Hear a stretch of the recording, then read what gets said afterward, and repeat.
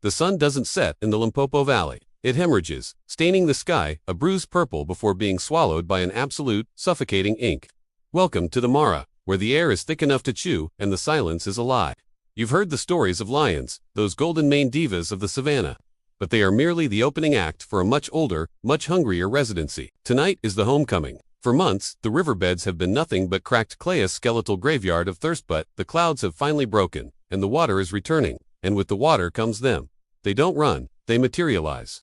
3,000 pounds of prehistoric muscle and bad intentions, rising from the muck-like submarines made of scar tissue. Listen closely. That sound isn't the wind.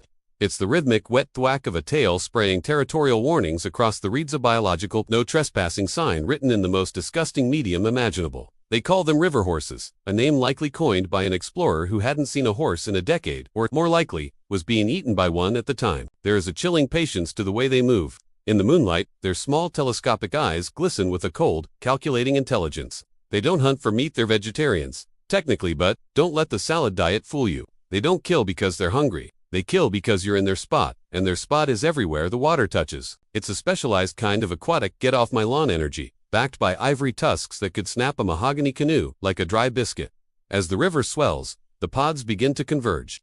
They emerge from the tall grass, gray ghosts in the mist, their skin glistening with a red, viscous blood sweat that looks like a crime scene in progress. They aren't bleeding, they're just prepping for the soak. It's a spa day from the deepest pits of your nightmares. They stand at the water's edge, 20 of them, motionless, staring into the dark with a heavy, ominous focus.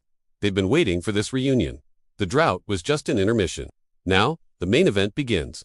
The first one enters the water not with a splash, but with a calculated, heavy glide. It's a silent submersion that defies physics, a tank disappearing into a bathtub without a sound. Then comes the exhale, a wet, guttural roar that vibrates in your very marrow. A sound that says, "We are back." Soon, the surface of the river is a minefield of twitching ears and flared nostrils. To the uninitiated, it looks almost peaceful, a group of oversized boulders bobbing in the current. But look beneath the surface. Under that placid, moonlit water, a chaotic ballet of dominance is unfolding. These aren't just animals soaking. They are a subterranean court of tooth and bone. They hover in the depths, buoyant and graceful in a way that feels deeply unnatural for something that weighs as much as a mid-sized SUV. They graze the bottom, walking on the riverbed like astronauts on a heavy gravity planet, their massive jaws occasionally unhinging in a 180-degree yawn. It isn't a sign of sleepiness. In the language of the river, a yawn is a threat assessment, a display of ivory daggers designed to remind everyone that tonight, the water belongs to the kings of the silt. The dark humor of the homecoming lies in the absurdity of their entitlement. A crocodile, the apex predator of a million years, slides off a sandbar to claim its territory, only to find itself face to face with a disgruntled mother hippo. The crocodile, usually the star of its own horror movie, suddenly realizes it has brought a knife to a nuclear meltdown. It retreats, tail tucked, as the hippos settle into their liquid throne with a series of satisfied, bubbling grunts. They are the ultimate uninvited guests who actually own the house.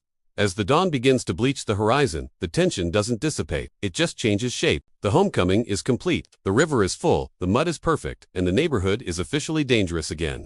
They lie there, submerged up to their eyes, watching the world with a trimmy glint in their gaze.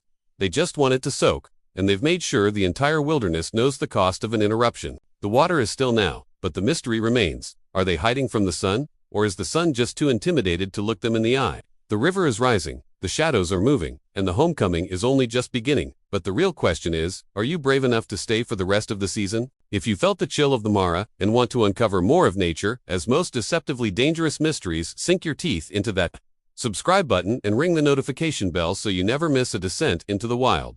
Drop a comment below letting us know which gentle giant actually haunts your nightmares. And share this with a friend who thinks hippos are just cute, chubby swimmers. Stay curious, stay cautious, and remember, in this river, we all just guessed, so don't forget to like the video before the tide pulls you under.